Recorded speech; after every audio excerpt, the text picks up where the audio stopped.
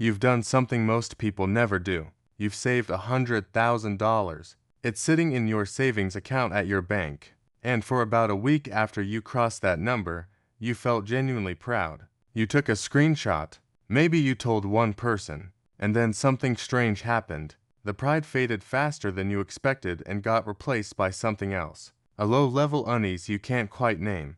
Because the number is real and it's significant and you know that. But it doesn't feel the way you thought it would feel. It just sits there. Same as it did when it was 90,000. Same as it did when it was 80. Just a number on a screen that doesn't seem to be doing anything.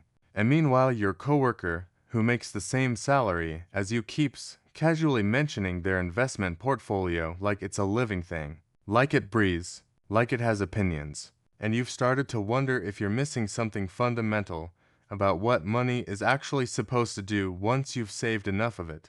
You are. And that thing you're missing is the single most important financial concept most people spend their entire working lives never truly understanding. The difference between money stored and money working is not a small distinction.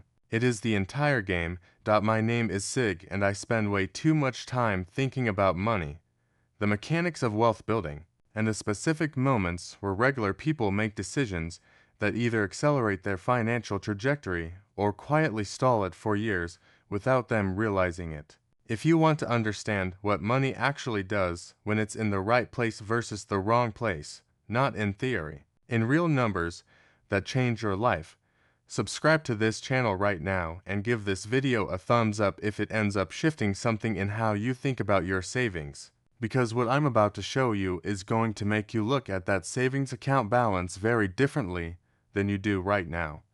Let's establish something clearly before we go any further. $100,000 in a savings account and $100,000 invested in a diversified index fund are not the same thing wearing different clothes. They are two fundamentally different financial instruments with different behaviors, different futures, and different psychological effects on the person who holds them. The $100,000 in your savings account is static. It is waiting. It is protection. It is the number you call on when something goes wrong, and that has real value. But it is not growing in any meaningful way. At the national average savings rate of about 0.4%, your $100,000 generates $400 a year. $400 on $100,000. That is the bank paying you 40 cents to use your money. Meanwhile, your bank takes your deposit and lends it to someone else at 7, 8, 9% and keeps the difference. You are not a saver in that relationship. You are a supplier. You are providing raw material that the bank converts into profit while handing you back a number so small it barely covers a single grocery run. $100,000 invested in a broad market index fund earning the historical average of roughly 8% annually generates $8,000 in its first year. Not 400, 8,000.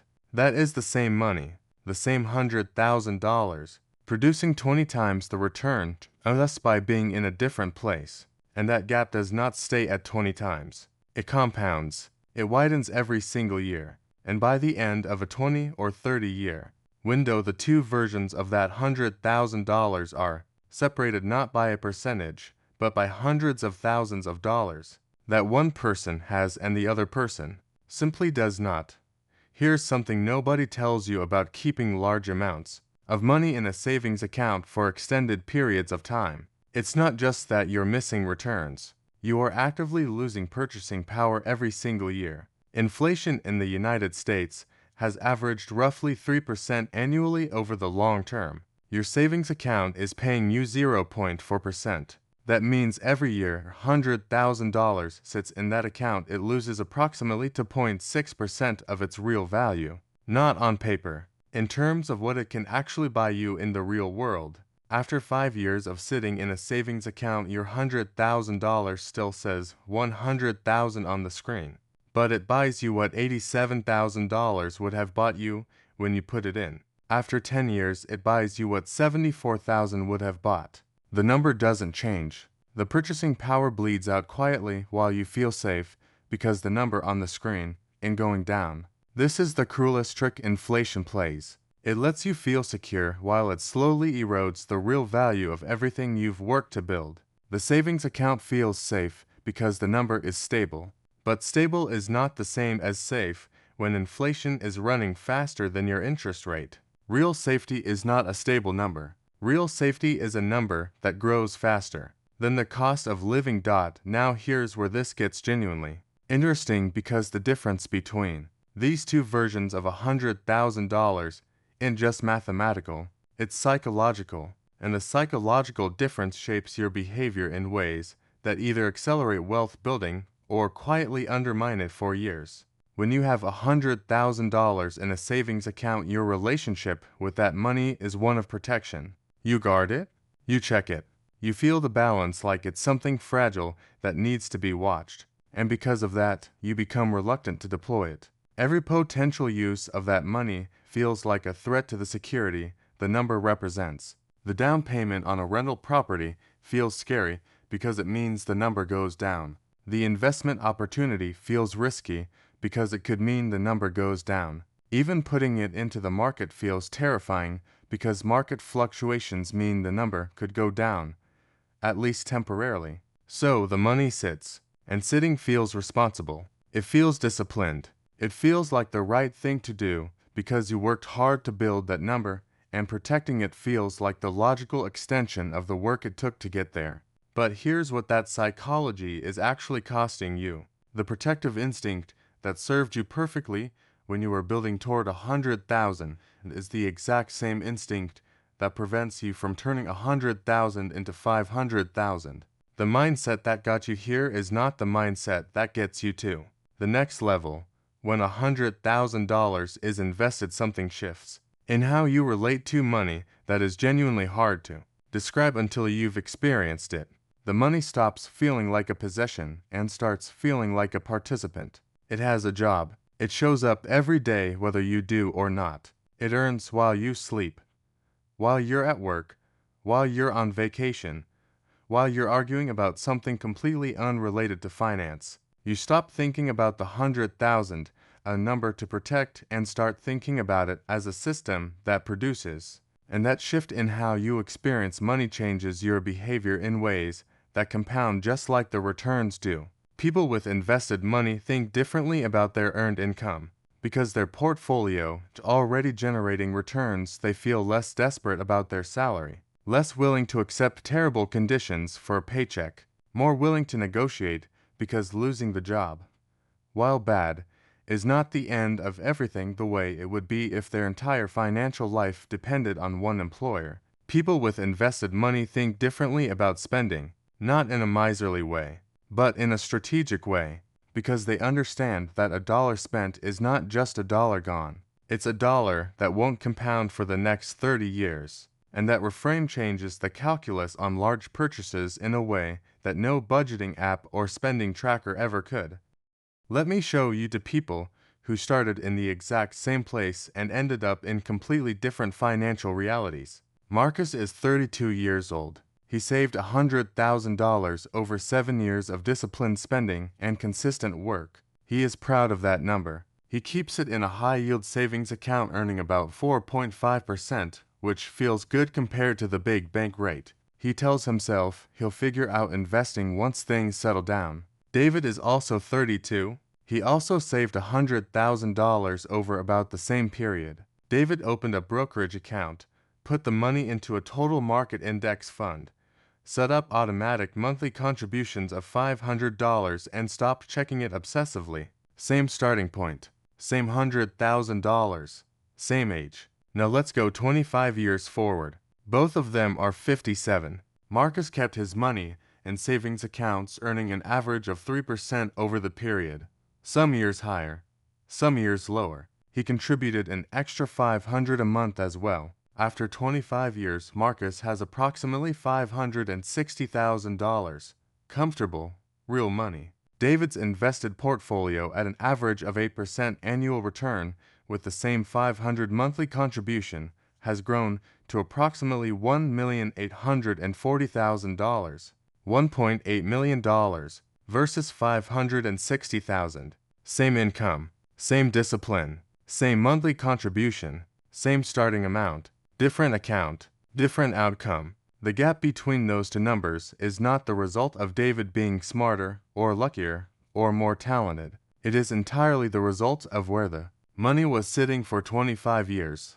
Let me show you the actual math on this in a way that makes the compounding completely visible, because I think most people have heard the phrase compound interest without ever truly feeling what it means at scale. In year 1, your $100,000 invested at 8% earns $8,000. Your total is $108,000. In year 2, you earn 8% on $108,000.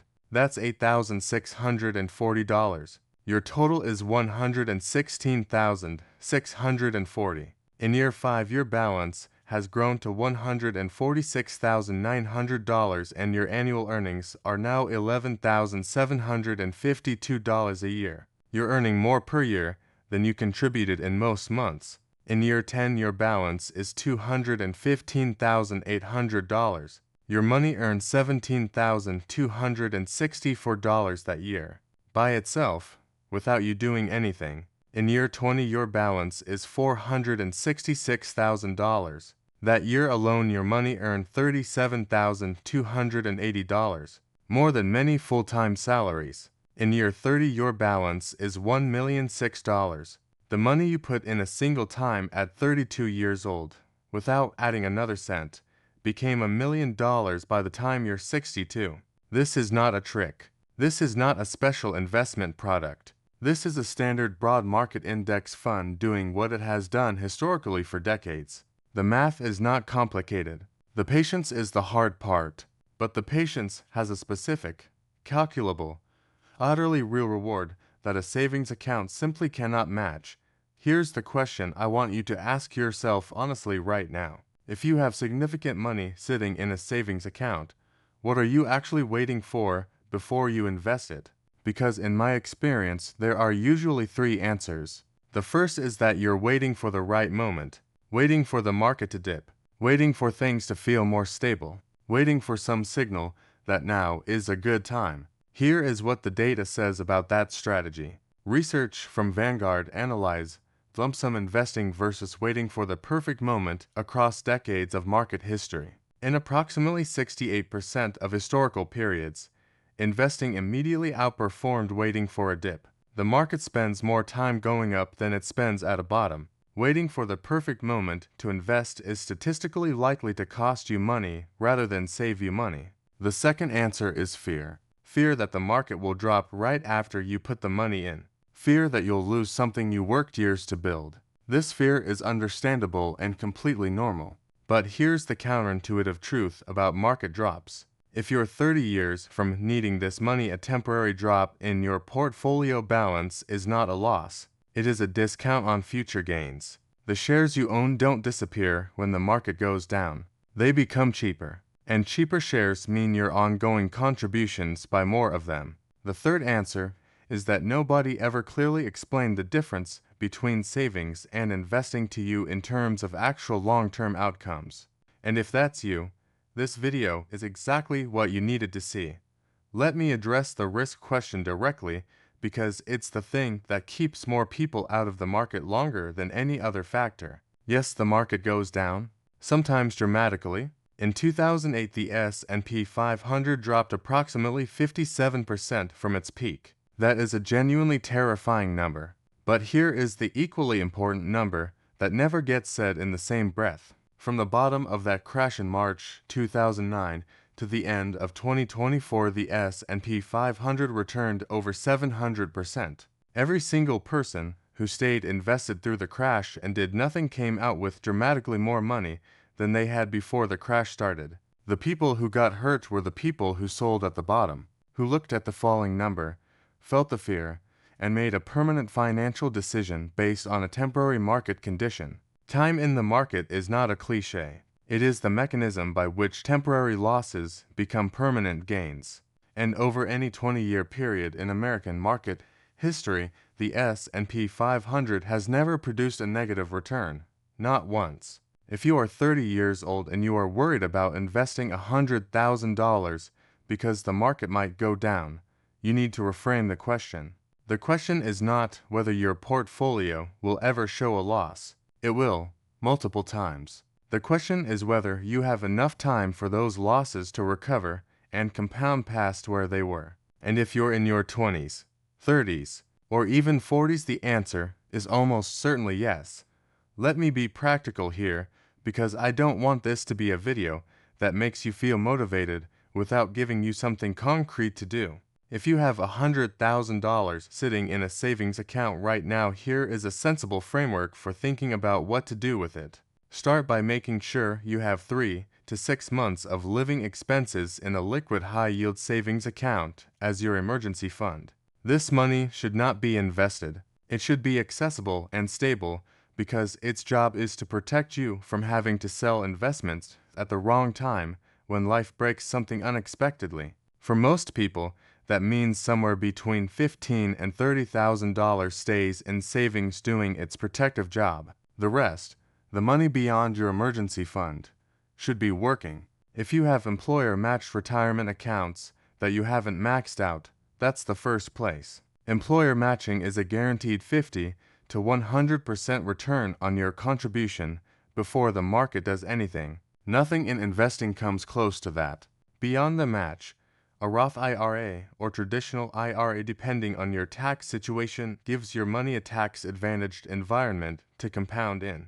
After those are maxed, a simple taxable brokerage account investing in low-cost broad market index funds is the most straightforward and historically effective vehicle most regular people have access to. You don't need a financial advisor to implement this. You don't need to understand options or individual stocks or anything complex. You need a brokerage account, a total market index fund with a low expense ratio, and the discipline to leave it alone when the market moves. Here's the deepest distinction between $100,000 in savings and $100,000 invested that I want you to carry out of this video. They provide different kinds of security. The savings account provides security from what goes wrong. It protects you from emergencies, job loss, unexpected expenses, the car repair, the medical bill, the broken furnace. That security is real and it matters. You need some version of it, but it is entirely defensive. It only activates when something bad happens. Invested money provides security from time passing without your wealth growing. It is offensive security. It grows whether anything goes wrong or not. It compounds whether you're paying attention or not. It builds a future version of your financial life that is meaningfully better than the current one simply because time is passing and the market does what it has historically always done over long periods. The person with $100,000 in savings has protection. The person with $100,000 invested has momentum. And momentum in personal finance is the difference between financial security in retirement and financial anxiety. Between having options in your 50s and having obligations. Between money that serves your life and a life that serves your money. $100,000 is a genuinely significant achievement. Most people never build it. And if you're sitting on that number right now in any form, you should feel real pride about the discipline and sacrifice that got you there. But the decision you make about where that money lives from this point forward is going to matter more to your financial future than almost anything else you do in the next decade. The savings account will keep the number safe. The market will make the number grow. And the difference between those two outcomes measured over 20 or 30 years is not a small percentage. It is a completely different financial life. The person who figures this out at 32 and acts on it is not the same person at 62 as the person who figured it out at 45. Every year of compounding you add to the front end of that timeline is a year of exponential growth that cannot be recovered or replaced. Your $100,000 is ready to go to work. The only question is whether you're ready to let it.